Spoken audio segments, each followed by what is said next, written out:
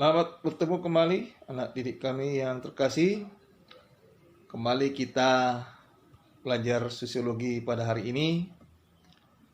Bapak harap semua anak didik kami dalam keadaan sehat walafiat semua.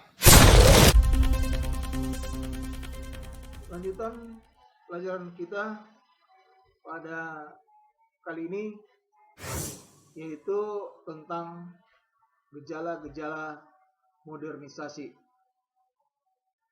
Apa sajakah gejala-gejala modernisasi itu? Yang pertama, kita lihat dalam bidang ilmu pengetahuan dan teknologi. Gejala yang menyangkut ilmu pengetahuan dan teknologi ditandai dengan penemuan dan pembaruan berbagai unsur teknologi baru yang dapat meningkatkan kemakmuran rakyat. Jadi diperhatikan di sini ada kata penemuan dan pembaruan. Penemuan dan pembaruan berbagai unsur teknologi baru. Misalnya pembuatan pesawat terbang oleh PT DI Bandung. Ini adalah perusahaan produksi pesawat terbang Indonesia yang bernama PT Dirgantara Indonesia atau disingkat PT DI yang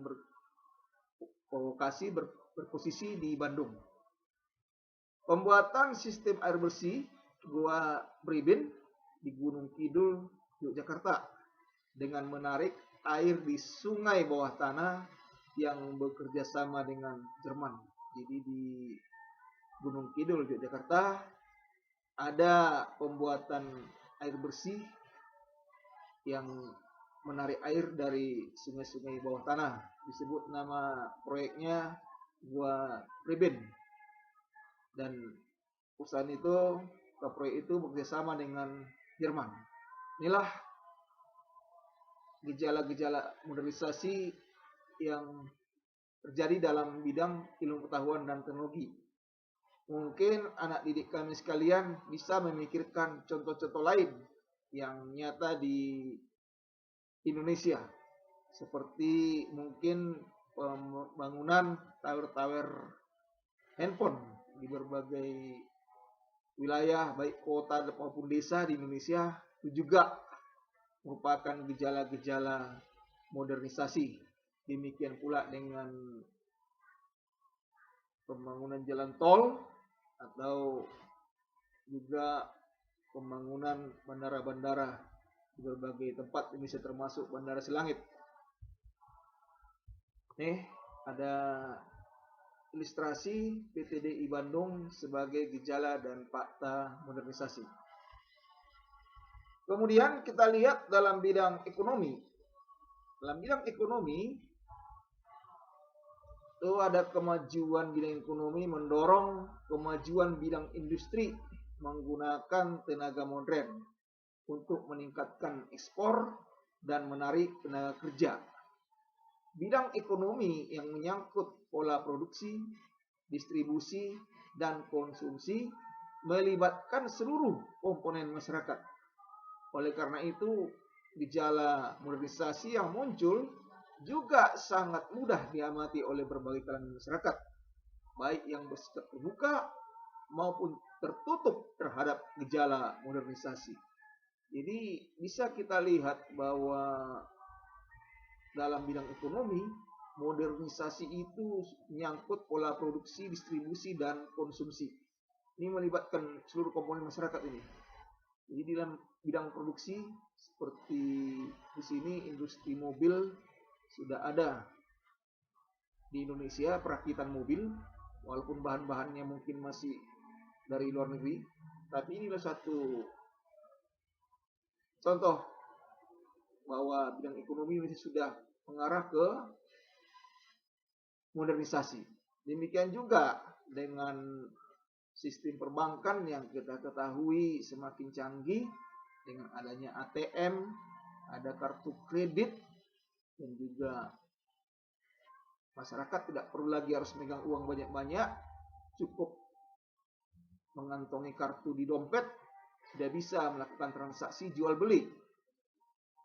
Nah, jika kita juga mengirim uang, tidak perlu harus melalui kantor pos, bisa transfer melalui bank. Ini adalah contoh-contoh gejala modernisasi dalam bidang ekonomi. Dan walaupun masyarakat itu bersikap tertutup, hal-hal yang tadi kita bicarakan itu mereka lihat juga, sehingga membuka pikiran masyarakat yang tertutup itu untuk ikut juga merasakan modernisasi.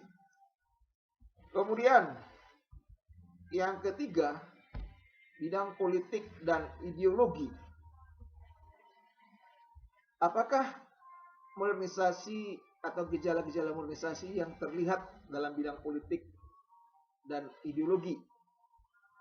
Upaya demokratisasi yang berasaskan Pancasila dengan mengedepankan hak atas ekonomi, hukum, pendidikan, kesehatan, sosial tanpa diskriminasi menjadi harapan dan tumpuan bagi setiap lapisan masyarakat.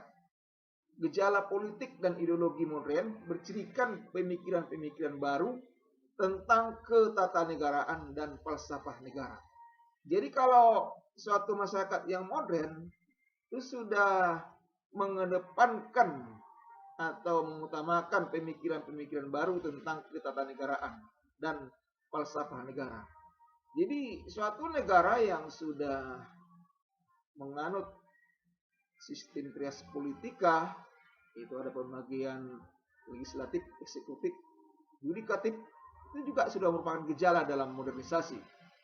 Demikian juga dalam berbagai aspek kehidupan lainnya yang menyangkut politik dan ideologi ini, yaitu adanya persamaan hak atas ekonomi, hukum, pendidikan, kesehatan, sosial tanpa diskriminasi. Nah, ini perlu digarisbawahi, tanpa diskriminasi ini. Artinya masyarakat itu semuanya mendapatkan hak yang sama atas pendidikan, atas ekonomi, atas hukum, atas kesehatan dan sosial. Berarti sudah tergejala modernisasi. Nah, inilah yang bisa kita lihat dalam bidang politik dan ideologi. Kemudian dalam bidang agama dan kepercayaan, ini yang keempat, bidang agama dan kepercayaan. Adakah gejala modernisasi bisa kita lihat dalam bidang agama dan kepercayaan? Ya, jadi membangun kehidupan agama dan kepercayaan yang mampu memegang keseimbangan antara nilai-nilai keagamaan dan kemajuan, keseimbangan meraih nilai kehidupan dunia dan akhirat. Nah, jadi perhatikan di sini ada kemajuan, keseimbangan. Nah, nilai keagamaan dan kemajuan, keseimbangan ini cirinya atau gejala-gejalanya bahwa dalam bidang agama ada gejala modernisasi.